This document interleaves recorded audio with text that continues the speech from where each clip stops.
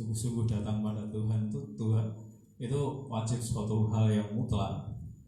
Jadi kalau tiap minggu atau waktu ibadah kami tidak boleh absen apapun kondisinya dan dimanapun. Jadi kemarin kalau saya guyon dengan Pak Didi, wah ini yang melayani dari Ponorogo, nanti kami tidak datang Pak gini-gini.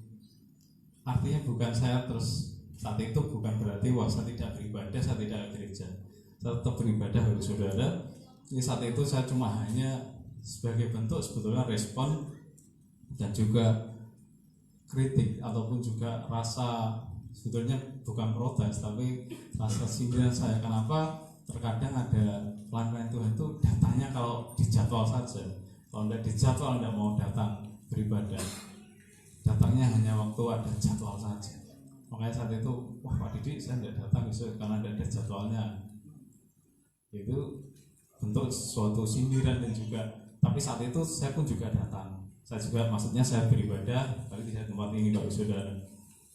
Dan saya pun juga kayak minggu kemarin ya, saya lihat anak saya di depan sini, di depan komisi persis, dan dia ngantuk berat sampai tidur. Saya lihat anak saya itu, karena apa? Sorenya waktu saya tinggal di warung, anak saya tidur sore, jadi saya pulang udah hampir malam tuh masih tidur. Lah yang tuh Sabtu jam piro sesar baktian. Akhirnya ya tidak bisa tidur sampai larut malam. Baru tidur sebentar, pagi Pak ngantuk. Biasanya kebaktian disebut gereja ngantuk-ngantuk rapopo. Nanti khotbah bisa lihat lagi di Facebooknya Pak Sugeng Haryanto. Artinya saya pun berusaha anak saya dimanapun dan apapun tempat kamu dan kondisimu, utamakan Tuhan. Kita datang pada Tuhan supaya nanti apa? Kita benar-benar tidak menjadi batu sandungan, jadi celah saat saya harus menyampaikan apa yang harus Tuhan sampaikan melalui saya di hadapan jemaat. Karena mimbar ini mimbar kudus yang diurapi Tuhan. Dan saya punya pengalaman bahwa sungguh saya terheran-heran dengan apa yang Tuhan kerjakan. Waktu tanggal 7 Juni 2020 tempat ini dengan khotbah komisi, saya sungguh saat itu ya Tuhan benar-benar saya melihat Tuhan itu beracara secara luar biasa. Hari Sabtunya, Sabtu malam, saya diberitahu sama istri dan anak saya ada video di YouTube. Di situ ada video yang kurang baik lah yang dilakukan seorang pemudi. Saat jam 11 malam melihat itu ya ternyata saya doa Tuhan seperti ini yang dilakukan. Tapi saat itu saya melihat bagaimana Tuhan bekerja luar biasa di tempat ini. Hari Minggunya tanggal 7 Juni 2020 itu komisi khotbah seperti langsung menjawab apa yang saya terima, apa yang saya lihat. Itu komisi katakan bahwa aku mencela engkau karena membiarkan, artinya tidak dicegah, gampangnya. Kalau tidak bertobat akan dapat kesukaan besar. Hei anak-anak muda yang masih merokok, yang masih minum, itu salah. Jangan kita terus membiarkan. Kalau tidak bertobat nanti seperti Imam Eli, Hofni Pinehas, bisa mati dan cures. Walaupun pada sudah dinasihati dan ditegur Tuhan, kamu lebih menghargai anakmu daripada aku. Ini saya melihat benar-benar Tuhan berbicara secara khusus mulai mimbar ini. Langsung dijawab Tuhan saat itu juga. Dan saya bersyukur melalui lawatan Tuhan, Tuhan langsung menjawab semua kebutuhan anak tempat ini. Apa yang terjadi Tuhan sudah nyatakan. Makanya saya pun sebagai hambanya yang di tempat ini, saya tidak mau bermain-main, saya tidak mau menganggap bahwa mimbar ini, bahwa tempat ini adalah hal yang biasanya panggung saja yang bisa kita tempati untuk kita bisa show off, bisa untuk menampilkan pertunjukan, untuk bisa kita live seperti ini ditonton banyak orang. Tapi inilah tempat yang diurapi Tuhan, tempat yang benar-benar dikuduskan. Tuhan hadir menyatakan kehendaknya. Tuhan hadir untuk bagaimana menunjukkan apa yang seharusnya mestinya dilakukan dan terjadi yang dilakukan oleh anak-anak Tuhan. Dan kita akan saat ini bersama-sama merenungkan firman Tuhan tentang kelangsungan hidup dari keturunan kita. Kalau kemarin Bu Misi menyampaikan bahwa di dalam Mazmur 37 ayat yang ke-9, sebab orang-orang yang berbuat jahat akan dilenyapkan, tetapi orang-orang yang menanti-nantikan Tuhan akan mewarisi negeri. Jelas sekali di sini ada dua golongan, yaitu orang-orang yang berbuat jahat akan dilenyapkan. Orang-orang yang menanti-nantikan Tuhan akan mewarisi negeri. Siapa yang akan mewarisi negeri? Siapa yang akan bertahan di negeri ini? Apalagi saat ini kondisi Corona, kondisi COVID-19 semakin masih menyebar di mana-mana, bahkan sampai ke pelosok-pelosok. Artinya ada banyak tantangan bagi anak-anak Tuhan untuk tidak bisa tinggal di negeri ini, tinggal di dunia ini, kalau kita tidak berjaga-jaga dengan sungguh-sungguh. Hanya orang-orang yang menanti-nantikan Tuhan yang akan bisa bertahan. Orang-orang yang berbuat jahat akan dilenyapkan, jelas sekali. Nah, kita bagian dari mana? Kita apakah bagian dari orang-orang yang masih berbuat jahat? Tapi apakah kita menjadi bagian orang-orang yang menanti-nantikan Tuhan? Kemarin waktu saya Mbah Min pijat di tempat saya tuh, dia cerita miris bagaimana kehidupan anak-anak sekarang. Mbah Min cerita kalau ya cucunya itu memprihatinkan karena seorang cewek suka dolan keluyuran malam, jalan malam, dan tidak bisa dinasehati dengan baik, justru malah berani dengan orang tua. Saat ini kondisi anak-anak seperti itu ya Mas. Saya sampaikan ya sangat memprihatinkan, karena begitu gampangnya orang atau anak-anak itu mengakses informasi dari HP, mengakses informasi dari teman-temannya satu dengan yang lain melalui media sosial, WhatsApp dan lain sebagainya. Artinya pergaulan saat ini semakin hari semakin jahat. Saat ini banyak anak-anak muda terpengaruh dengan kehidupan-kehidupan yang jahat. Dan bahkan nilai-nilai ajaran-ajaran yang baik sering ditinggalkan.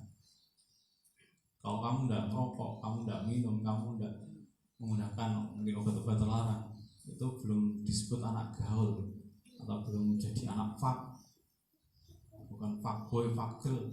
Saat ini itu yang dikejar oleh mereka. Jadi kayak dulu tata krama, mungkin hal-hal yang menjadi norma-norma yang harus dijauhi, justru saat ini banyak yang dijalankan atau bertentangan dengan kebiasaan yang dahulu. Karena apa? Dunia saat ini menghendaki supaya orang-orang atau orang-orang anak-anak muda ini banyak yang berbuat jahat supaya dilenyapkan. Padahal firman Tuhan menghendaki bahwa kita orang-orang yang menanti-nantikan Tuhan ini akan mewarisi negeri.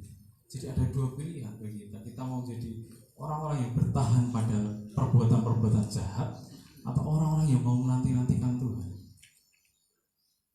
Saya melihat bagaimana kehidupan ini semakin sulit sebetulnya kalau kita tidak benar-benar menyadari dari semuanya ini. Apalagi nanti pada generasi penerus kita, pada keturunan-keturunan kita, apakah mereka benar-benar siap menghadapi hidup di negeri ini? Karena kan dunia semakin jahat, maka bisa terseret terbawa oleh arus, bisa tetap tinggal di dalam Tuhan sehingga bisa mempengaruhi orang-orang yang terseret pada arus yang jahat tadi untuk bisa kembali pada jalannya Tuhan. Karena sebetulnya bukan suatu hal yang sulit bagi kita anak Tuhan untuk menentukan kehidupan ini. Karena ada pilihan-pilihan yang kepada Tuhan. Kalau kamu ingin hidupmu bahagia, damai, sejahtera, diberkati Tuhan, ya ikutilah apa yang diperintahkan Tuhan. Nantikanlah Tuhan. berharaplah pada Tuhan. Tapi kalau kamu ingin hidup ini dilenyapkan dari dunia ini, berbuatlah jahat. Kita akan melihat, baik saudara, bagaimana kisah dari raja-raja dari keturunan Daud. Kalau nanti Bapak Ibu saudara bisa baca dua kitab ini, dari satu raja-raja dan juga dua raja-raja. Kemarin saya baca, saya melihat secara khusus saya merangkum dari keturunan dari Raja Daud, bagaimana kehidupan dari anak-anaknya yang menjadi keturunan dari kerajaan ini. Yang pertama dari Daud sendiri. Daud melakukan apa yang benar di mata Tuhan, dan Daud sangat menyukakan hati Tuhan. Daud memerintah selama 40 tahun, sehingga dikatakan pemerintahan Daud sukses, berhasil. Dan Daud sampai tua akhirnya menutup usianya.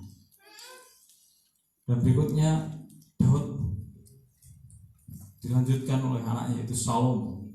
Salomo pun juga memerintah selama 40 tahun. Tapi awalnya Salomo benar-benar bergaul arif dengan Tuhan. Bahkan 2 kali Tuhan menampakkan diri padanya dan memberikan berkat yang besar. Tapi pada akhirnya di waktu Salomo sudah tua, istri-istrinya itu mencondongkan hatinya kepada Allah lain, sehingga ia tidak dengan sepenuh hati berpaut kepada Tuhan Allahnya seperti Daud ayah. Dan Salomo melakukan apa yang jahat di mata Tuhan, dan ia tidak sepenuh hati mengikuti Tuhan seperti Daud ayahnya. Awalnya baik, dan pada akhirnya Salomo berbuat jahat di mata Tuhan. Dan akhirnya di situ kerjaannya dikoyakkan, sehingga dari keturunan Daud hanya memegang 2 suku, yaitu Yehuda dan Benyamin. Akhirnya Raja Rehabeam melanjutkan kepemimpinan dari Salomo hanya 17 tahun. Tetapi raja ini dan rakyat Yehuda, orang Yehuda melakukan apa yang jahat di mata Tuhan. Kemudian dilanjutkan Abiam, itu memerintah 3 tahun. Dia pun juga melakukan apa yang jahat di mata Tuhan, tidak sepenuh hati pada Tuhan. Kemudian ada Asa, memerintah 41 tahun, melakukan apa yang benar di mata Tuhan seperti Daud bapa leluhurnya, yang menyingkirkan pelacuran bakti dari negeri itu. Ini baik Asa memerintah 40 tahun dan dia takut dengan Tuhan. Kemudian ada dilanjutkan Yosafat. Yosafat 25 tahun memerintah. Dia pun mengikuti jejak Asa ayahnya, tidak menyimpang daripadanya dan melakukan apa yang benar di mata Tuhan. Hanya bukit-bukit pengorbanan tidak dijauhkan. Ini jadi catatan. Kemudian ada Yoram 88 tahun yang berlaku jahat. Kemudian ada Ahazia memerintah selama satu tahun. Ia pun juga melakukan apa yang jahat di mata Tuhan. Kemudian ada Yoas usia 7 tahun menjadi raja, yang melakukan apa yang benar di mata Tuhan seumur hidupnya selama Imam Yoyada mengajar dia. Artinya tidak sepenuhnya, hanya selama Imam Yoyada mengajar dia. Kemudian ada Amasya memerintah 29 tahun, ia melakukan apa yang benar di mata Tuhan, hanya bukan seperti Daud, masih ada catatannya. Kemudian ada Asaria memerintah 52 tahun, ia melakukan apa yang benar di mata Tuhan, tepat seperti yang dilakukan Amasya ayahnya. Kemudian ada Yotam 16 tahun memerintah, ia melakukan apa yang benar di mata Tuhan. Kemudian ada Ahaz 16 tahun, ia tidak melakukan, artinya dia berlaku jahat. Kemudian ada Hizkia, dia melakukan, ia berpaut kepada Tuhan, tidak menyimpang daripada mengikut dia, dan ia berpegang pada perintah-perintah Tuhan. Kemudian ada Manasye, dia melakukan jahat. Kemudian ada Amon, ia melakukan apa yang jahat. Yosia, ia melakukan apa yang benar di mata Tuhan. Yoahaz 3 bulan memerintah, ia melakukan apa yang jahat. Yoyakim, ia melakukan apa yang jahat. Yoyakin, dia jahat juga. Dan pada akhirnya raja yang terakhir yaitu Sedekia, ia berbuat jahat pada Tuhan. Kalau kita melihat di sini, sebetulnya cuma hanya ada 3 golongan dari keturunan Daud ini. Yang pertama, mereka melakukan apa yang benar di mata Tuhan. Itu ada Salomo, Yosafat, Yoas, Asaria, dan Yotam. Kemudian yang kedua ada golongan yang melakukan apa yang jahat di mata Tuhan. Ini paling banyak. Ada Rehabeam, Abiam, Yoram, Ahazia, Ahaz, Manase, Amon, Yoahaz, Yoyakin dan Zedekia. Dan yang ketiga, ia melakukan apa yang benar di mata Tuhan, tepat seperti yang dilakukan Daud bapa leluhurnya, seperti Asa, Amasya, Hizkia dan Yosia. Jadi kalau kita melihat di sini, enak orang yang melakukan apa yang jahat di mata Tuhan atau orang yang benar di mata Tuhan, Bapak Saudara. Pilihannya jelas sekali. Kalau orang yang melakukan apa yang jahat di mata Tuhan, masa pemerintahnya tidak lama dan tidak ada damai di situ, ada peperangan, pada akhirnya dibunuh. Tapi kalau orang yang melakukan apa yang benar di mata Tuhan, Tuhan pun juga tidak cukup hanya di situ. Tapi yang Tuhan mau dalam kerajaan keturunan dari Daud ini, ia melakukan apa yang benar di mata Tuhan dan dengan tepat seperti yang dilakukan Daud bapa-bapanya. Ada Asa, Amasya, Hizkia dan Yosia. Pemerintahnya luar biasa, diberkati Tuhan. Bahkan banyak mukjizat pertolongan yang dialami oleh mereka, sehingga benar-benar Tuhan memimpin bangsa itu. Tapi kita melihat, Bapak Saudara, bagaimana kehidupan kerajaan ini diawali dengan Daud yang begitu luar biasanya, membawa kerajaan Israel menjadi besar. Kemudian ada generasi kedua Salomo, membawa semakin jaya, tapi di puncak kejayaan tidak hati-hati dan akhirnya tergelincir dan jatuh, sehingga kerajaannya harus terkoyak dan jadi pecah. Dan kemudian benar-benar di keturunan ketiganya sudah mulai tinggal 2 suku yang dipimpin. Kemudian turun lagi dan pada akhirnya pada keturunan yang Zedekia, kerajaan tersebut benar-benar hancur dan sudah tidak ada lagi kerajaan yang dipimpin, yang dulu dibesarkan oleh dan dibangun oleh Daud. Daud yang seorang raja yang hebat, yang besar, bisa tergelincir seperti ini keturunan. Ada banyak tulisan, bahkan di Mazmur dituliskan bagaimana orang yang menanti-nantikan Tuhan akan mewarisi negeri. Tapi kenapa keturunannya pun pada akhirnya, bahkan banyak mayoritas di sini yang berbuat jahat di mata Tuhan, dan pada akhirnya apa? Karena banyak yang jahat di hadapan Tuhan, dilenyapkan. Bahkan kisah dari bangsa Israel sendiri akhirnya terbuang menjadi bangsa buangan. Dan baru sekitar tahun, kalau tidak salah, setelah kemerdekaan Indonesia 47 atau 48 itu terbentuk kembali bangsa Israel. Itu pun juga hanya terdiri dari 2 suku, dari suku Yehuda dan Benyamin, atau saat ini orang-orang menyebutnya bangsa Yahudi. Nah, yang 10 ini di mana? 10 suku yang Israel yang 10 ini di mana?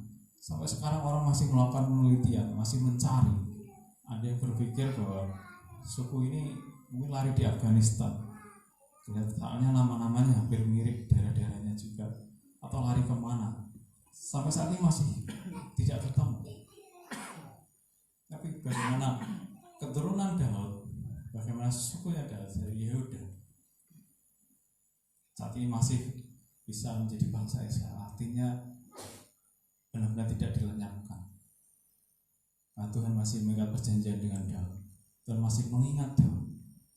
Kalau Daud raja yang besar, yang begitu luar biasa, keturunannya bisa seperti itu. Apalagi kita, Bapak Saudara, kita sebagai anak Tuhan, kita mungkin di sini bukan siapa-siapa. Kalau kita tidak sungguh-sungguh, kita tidak melekat dengan Tuhan, kita tidak memikirkan keturunan kita, anak cucu kita, atau orang-orang yang ada di sekitar kita, bagaimana nasib ke depan dari keturunan kita. Karena bukan suatu hal yang mudah, bukan suatu hal yang gampang kita menjalani kehidupan ini. Dunia semakin jahat, bisa-bisa keturunan kita terseret dengan perbuatan-perbuatan jahat, dan pada akhirnya dilenyapkan. Seringkali kita, terutama kalau saya di desa itu, sangat mudah melihat tetangga satu dengan yang lain. Jadi seringkali kita melihat perubahan-perubahan kehidupan dari keluarga satu dengan yang lain. Kalau kita dulu melihat ada cerita kuiben wong sugih ning desa iki, itu dulu orang yang kaya, yang berhasil.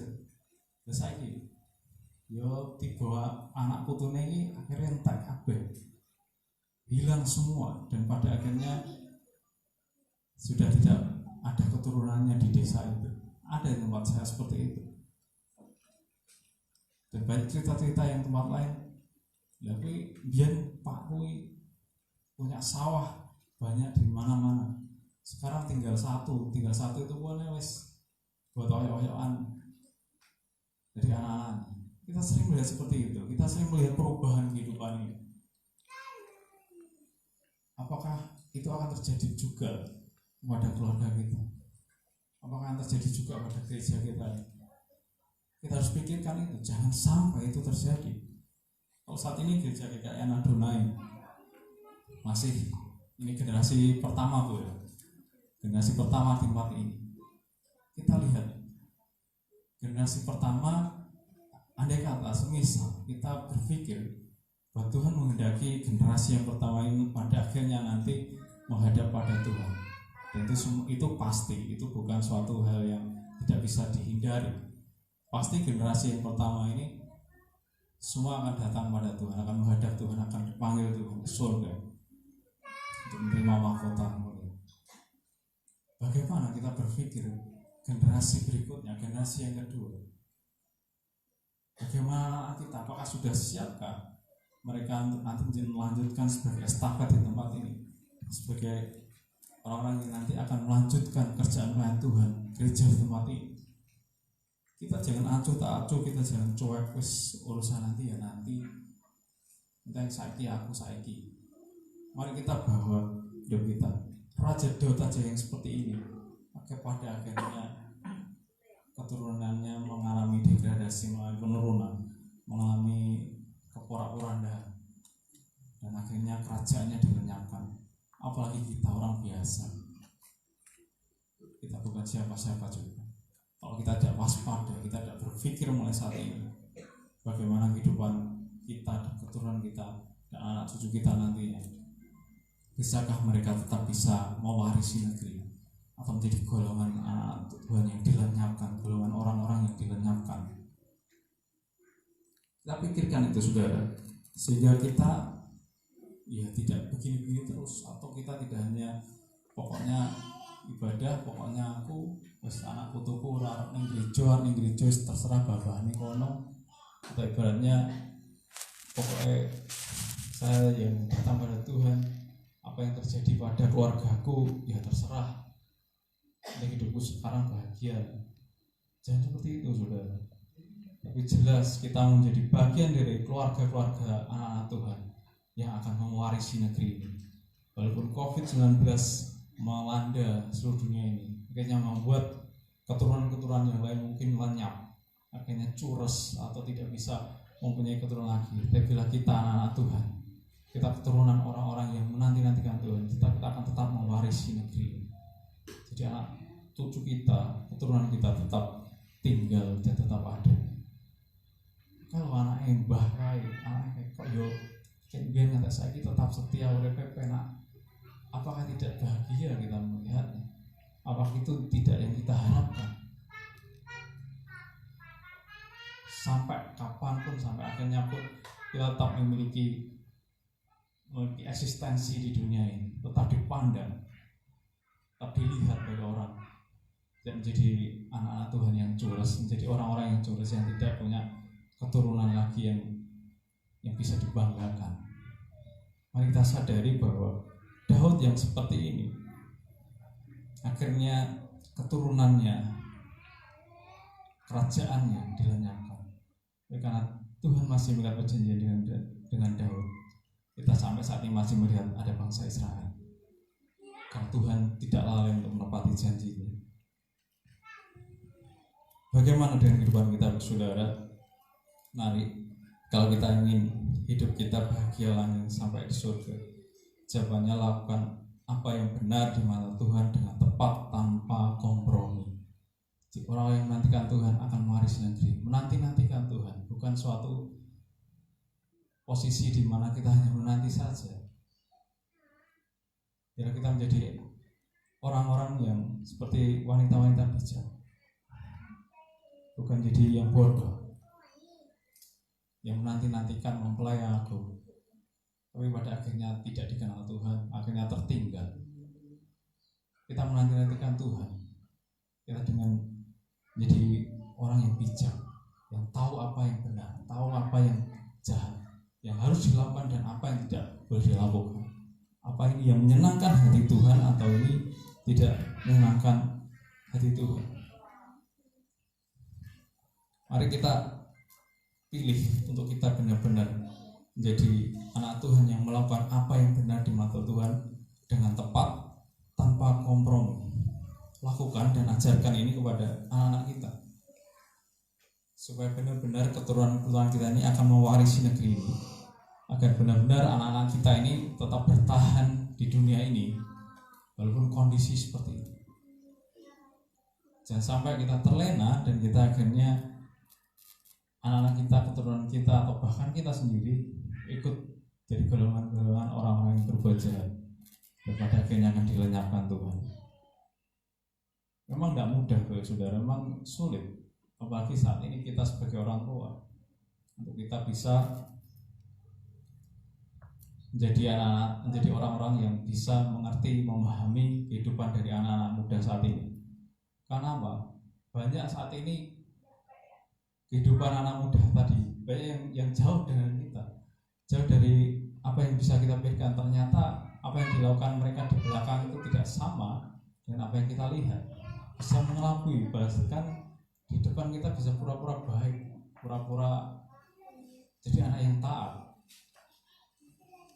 Tapi kita sebagai orang-orang yang memiliki anak-anak, mari kita pun juga berpikir bahwa mereka pun perlu kita selamatkan, kita persiapkan untuk menyongsong hari-hari ke depan. Karena hari-hari semakin jahat. Jangan sampai kita akhirnya keturunan kita meninggalkan Tuhan, undur daripada Tuhan, dan akhirnya dilenyapkan. Saya sebagai orang tua, saya memiliki anak, saya berusaha untuk belajar mengetahui bagaimana perkembangan anak saat ini.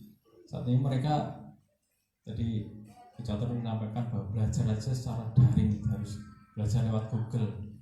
Jadi kalau dulu sekolah itu kalau ujian nyontek mungkin berusaha untuk belum jelas. Sekarang ujian sendiri tidak perlu nyontek, tinggal tanya Google, malah jawaban bisa benar semua. Saya pun juga sampai ngomong ke anak saya, Wesley, pinter sekolah apa-apa, penting sampai pinter belit duit. Karena gimana mau ujian, ya apa, jawabannya itu tinggal tanya di Google, dibaca, nanti udah muncul jawabannya. Ujian cap apa ini? Tapi puji Tuhan, saya belajar bagaimana mengikuti perkembangan anak saat ini. Banyak teman-temannya, grup-grupnya di WA apa saja. Terus saya sering lihat, cek di WA-nya juga, saya masuk di media sosialnya semua. Kalau ada hal yang aneh-aneh atau bahasa-bahasa yang tidak seharusnya, saya tegur, saya sampaikan, kira bener deh omongan apa, atau ada postingan-postingan yang dikirim oleh grup-grup teman-temannya itu bahkan sudah mengarah ke hal yang porno. Saya tegur, jangan dilihat seperti ini, keluar dari grup itu. Karena saat ini satu dengan yang bisa terhubung. Bahkan teman-teman anak saya itu, teman mainnya itu tidak dari sekitar Madiun saja, bahkan dari Jakarta, dari Sumatera, dari luar Jawa, banyak sekali. Nah, mereka bahasanya kadang teriak, di grupnya juga kirim hal. Itu kita harus bisa membekali anak kita untuk tetap bisa menjadi anak-anak yang tahu mana untuk tidak berbuat jahat. Tapi kalau kita cuek, kita tidak mengetahui, bahkan kita tertinggal jauh dengan anak kita, dan kita tidak mengontrol mereka, dan ternyata mereka apa yang melakukan untuk berbuat jahat, kita patut bersedih, kita patut kayaknya membawa mereka kembali pada Tuhan. Kalau tidak, Jelas sekali orang-orang yang berbuat jahat akan dilenyapkan, tapi orang yang menantikan Tuhan akan mewarisi negeri. Itu yang harus kita pegang sungguh-sungguh. Kalau tidak mudah untuk kita mengarahkan keturunan kita untuk bisa nanti akhirnya mewarisi negeri, kalau mereka tidak bawa untuk menjauh dari kejahatan, untuk membawa mereka untuk datang kepada jalan kebenaran firman Tuhan. Itu saudara. Kalau kita melihat bagaimana kehidupan gereja Tuhan, banyak juga gereja waktu awal-awal pendiri masih hidup, itu gereja maju berkembang dan besar. Dan nanti jatuh pada generasi kedua, ada banyak akhirnya timbul perpecahan, ada banyak akhirnya timbul gesekan di bawah.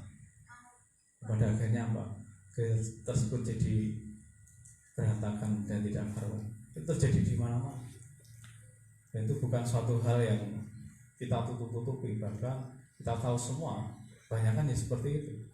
Yang penting sekali dalam hal keluarga kita persiapkan bagaimana anak keturunan kita. Di dalam hal gereja pun kita juga harus siapkan.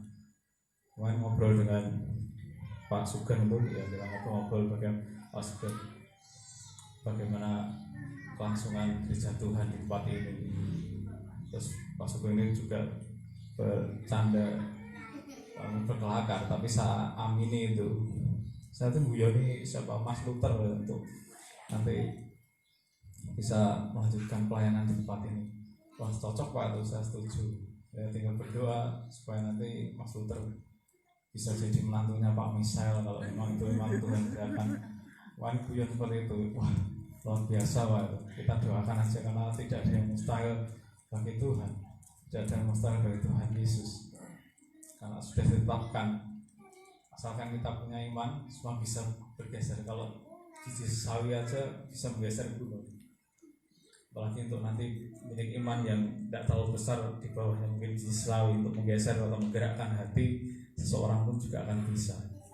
Seperti yang saya alami dan kisah saya di awal, ya sulit dipahami oleh manusia, tapi pada akhirnya kalau sudah semua tahu, saya akhirnya menikah dengan istri saya ini.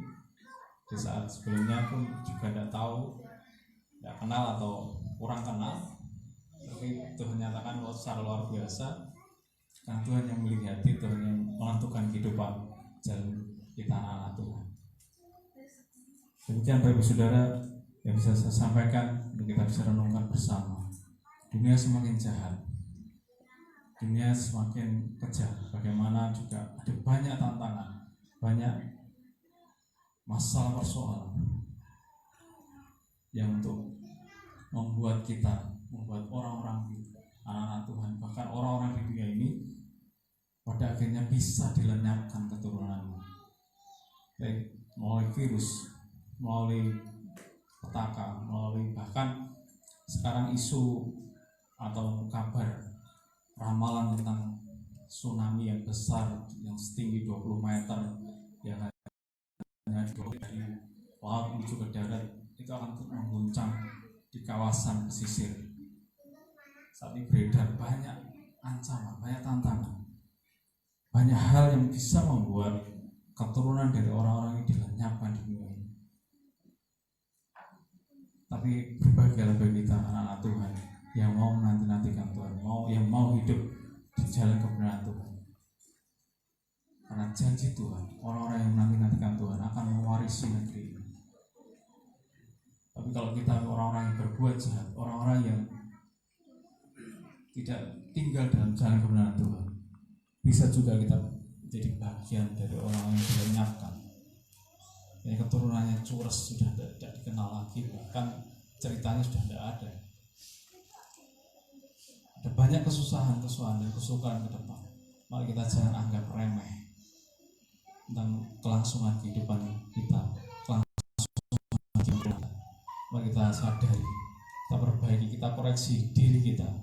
Kita lihat anak-anak kita dan kita persiapkan mereka untuk bisa menjadi anak-anak Tuhan yang bisa mewarisi negeri, yang bisa tetap berjaya apapun keadaannya.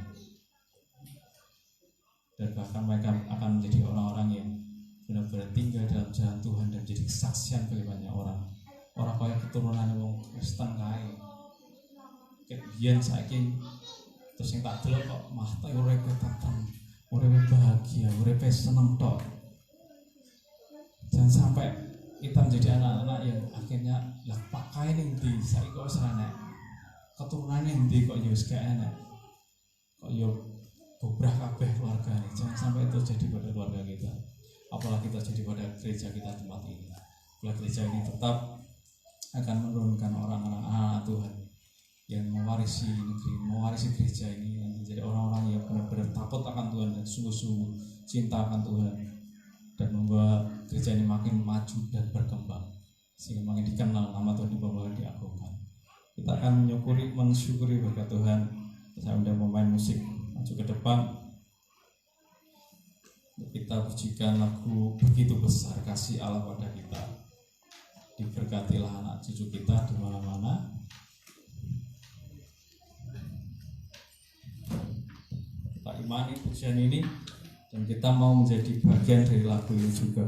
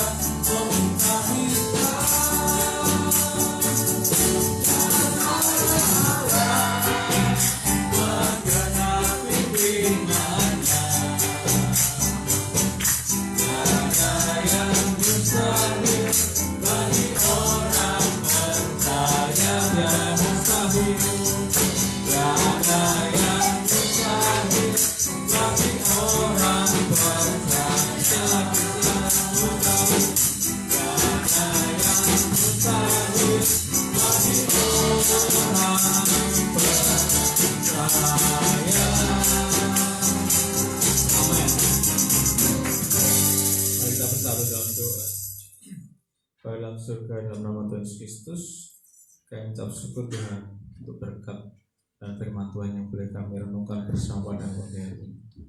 Kami bawa hidup kami padamu Tuhan, kami Engkau menilik hidup kami pribadi satu persatu Tuhan. Kau lihat sampai dalam relung hati kami, Kau tahu apa yang menjadi pikiran kami. Apa kami saat ini masih tinggal dalam kejahatan, kemunafikan, Dan kami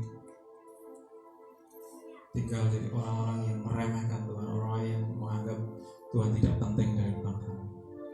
Ataukah hidup kami saat ini sudah berada pada jalan kebenaran-Mu Tuhan, atau masih kami tinggal dalam hal-hal yang menyakiti hati Tuhan. Kami ubah hidup kami Tuhan. Kami percaya kau Tuhan tidak bisa kami bohongi, kau Tuhan tidak bisa kami tipu dengan penampilan kami. Kalau di depan manusia kami bisa menipu, kami bisa berpura-pura baik, berpura-pura hidup benar. Tapi kepura-puraan itu tidak ada artinya di hadapan-Mu Tuhan. Tuhan Yesus, ampuni kami, jamah kami Tuhan, perbaiki hidup kami, keluarkan kami dari perilaku-perilaku jahat kami, dan bawa kami pada jalan kebenaran-Mu, supaya kami tetap akan bisa menjadi orang-orang yang mewarisi negeri ini.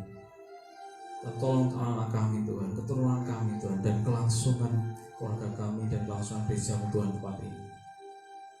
Dan persiapkan mereka generasi-generasi penerus menjadi anak-anak yang takut akan Tuhan.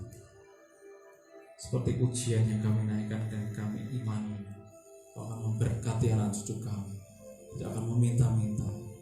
Ada yang mustahil bagi Tuhan, Tuhan. Kau sanggup mengubah.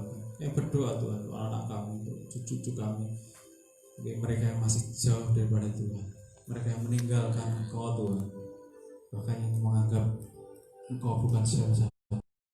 Kami bawa mereka padamu Tuhan. Kami rindu mereka setia, kami rindu mereka pun juga sungguh-sungguh dalam mengiring Tuhan dan mengikuti Engkau Tuhan. Jamah mereka Tuhan, tegur dan bawa kembali mereka pada jalan Tuhan. Berikan kemampuan bagi kami orang-orang tua, bagi kami orang di sekitarnya, untuk bisa membawa mereka kembali padamu, untuk membawa mereka bisa pada akhirnya memilih jalan kebenaran-Mu Tuhan. Karena kami tahu Tuhan,